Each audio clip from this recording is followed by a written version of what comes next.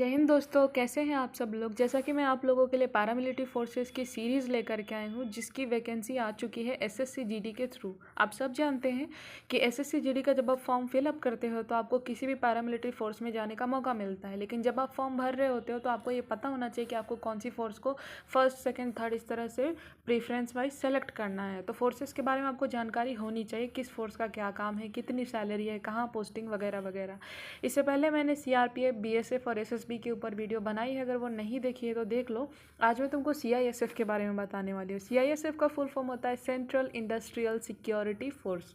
ठीक है, तो जैसा कि नाम से लग रहा है इंडस्ट्री, इसका मतलब ये नहीं है कि ये केवल इंडस्ट्री के लिए है। हमारे भारत देश के अंदर जितने भी इम्पोर्टेंट संस्थान हैं, इम्पोर्टेंट बिल्डिंग्स हैं, इम्पोर्टेंट प्लेसेस हैं, चाहे वो धार्मिक हो, राजनीतिक हो, आर्थिक हो, कुछ भी हो, उसकी सुरक्षा की स्पेशल जिम्मेदारी अगर किसी को मिलती है तो सीआईएसएफ को मिलती है। तुम लोग अगर कभी फ्लाइट में बैठे हो, नहीं भी बैठे हो, तो एयरपोर्ट में जैसे ही एंट्री करने वाले होते हैं, वहाँ से जो चेकिंग स्टार्ट होती है, तो एयरपोर्ट पे जो तुम्हारी चेकिंग कर रहे होते हैं, है ना, वो कौन से बंदे होते हैं? वो सीआईएसएफ के बंदे होते हैं। तो इनकी पहली ड्यूटी कहाँ हो गई? भारत के लगभग सभी एयरपोर्ट में इनकी ड्यूटी होती है। Okay, next, metro. भारत देश के अंदर जितने भी मेट्रो स्टेशन हैं, जितने भी मेट्रो हैं, उनकी सुरक्षा की जिम्मेदारी भी सीआईएसएफ की होती है।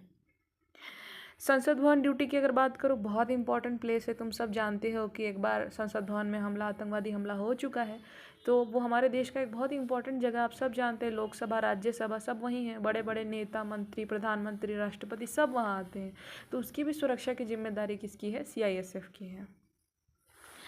भारत के जो सेंट्रल जेल है, जैसे दिल्ली में तिहाड़ जेल है, जानते ही हो, बाकी अलग अलग स्टेट में जो भी बड़े बड़े जेल हैं, सेंट्रल जेल है, उनकी सुरक्षा की जिम्मेदारी भी सीआईएसएफ की होती है। अब मैंने बोला कि जो भारत के बड़े मतलब ऐतिहासिक धरोहर वाली चीज़ें, जैसे लाल किला हो गया, ताजमहल हो गया, अयोध्या का राम मंदिर हो गया, कोई भी ऐसा मतलब इम्पोर्टेंट बिल्डिंग है, इम्पोर्टेंट इमारत है, उसकी सुरक्षा की जिम्मेदारी भी किसकी होती है? सीआईएसएफ की होती है।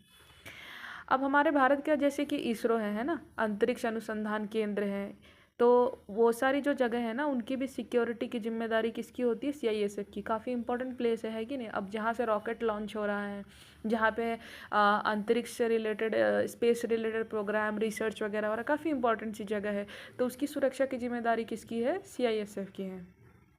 अब भारत में जितने एटॉमिक रिसर्च सेंटर हैं ना, परमाणु अनुसंधान केंद्र वगैरह, उसकी भी सुरक्षा की जिम्मेदारी किसकी है? सीआईएसएफ की है। वीआईपीज जो होते हैं, उनकी सिक्योरिटी की भी जिम्मेदारी किसको दी जाती है? सीआईएसएफ को दी जाती है। ठीक है, अब कहीं पे मान लो दंगा फसाद हो गया, कहीं कुछ ऐसे हो गया, भीड़ भाड़ इकट्ठी हो गई, तो कोई सी भी फोर्स में हो, तुम्हें जाना पड़ेगा सिविल पुलिस की मदद करने के लिए। तो सीआईएसएफ वालों को भी, अगर वहाँ पे जैसे मान लो दिल्ली है, कोई भी स्टेट है, भीड़ जमा हो गई है, दंगे हो रहे हैं, कुछ भी, तो उनको जाना पड़ेगा सिविल पुलिस की मदद करने के लिए। ठीक है, इलेक्शन ड्यूटी कॉमन है, कोई भी फौजी है भाई, अगर इलेक्शन ड्यूटी है उसको वो करानी पड़ेगी। ठीक है, कहीं बाढ़ आ गया, भूकंप आ गया, उसमें भी अगर आप फोर्स के मेंबर हो, किसी भी फोर्स की हो, केवल सीआईएसएफ की बात नहीं, तो आपको जाना पड़ेगा। यूएन मिशन में जाना चाहते हो विदेश में और सीआईएसएफ में हो, बिल्कुल जा सकते हो। बाकी लाभ इसी तरह से है, कैंटीन कार्ड मिलेगा फैमिली के लिए, खुद के लिए, आयुष्मान हेल्थ कार्ड मिलेगा खुद के लिए, फैमिली क्वार्टर भी मिलेगा, ट्रैवलिंग अलाउंस भी। हाँ, एक चीज़ जो बाकी फोर्सेस से सीआईएसएफ में अलग है, मैं वो ये बता दूँ कि बाकी पैरामिलिट्री फोर्सेस में तुमको साल के 2.5 महीने की छुट्टी फिक्स है कि मिलती है, लेकिन सीआईएसएफ में तुम्हें सिर्फ और सिर्फ 1.5 महीने की ही छुट्टी मिलती है। लेकिन फ़ायदा ये है कि बाकी फोर्सेस में 12 महीने की सैलरी मिलती है और इसमें 13 महीने की सैलरी मिलती है। लेकिन इसका एक और निगेटिव पॉइंट है जो मैं बताऊँ, कि बाकी फोर्सेस में अगर तुम 28 दिन की, 29 दिन की छुट्टी जा रहे हो ना, तो तुम्हारा सैलरी में से कुछ भी कट नहीं होता है।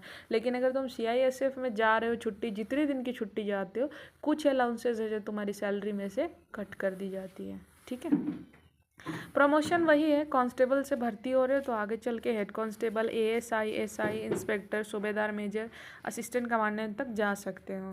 ट्रेनिंग ड्यूरेशन लगभग सबका वही है, 52 सप्ताह का, बीच में मिड टर्म ब्रेक मिलता है, फिर आपकी पीओपी होती है और फिर आपकी पोस्टिंग हो जाती है। ठीक है, तो ये सीआईएसएफ के बारे में मैंने बताया। अगर जानकारी अच्छी लगी हो तो वीडियो को लाइक, कमेंट, शेयर और सब्सक्राइब जरूर करना। नेक्स्ट वीडियो आईटीबीपी और असम राइफल्स के ऊपर आएगी, उसको भी देख लेना, फिर डिसाइड कर लेना कि कौन सी फोर्स में तुम जाना चाहते हो। जय हिंद दोस्तों।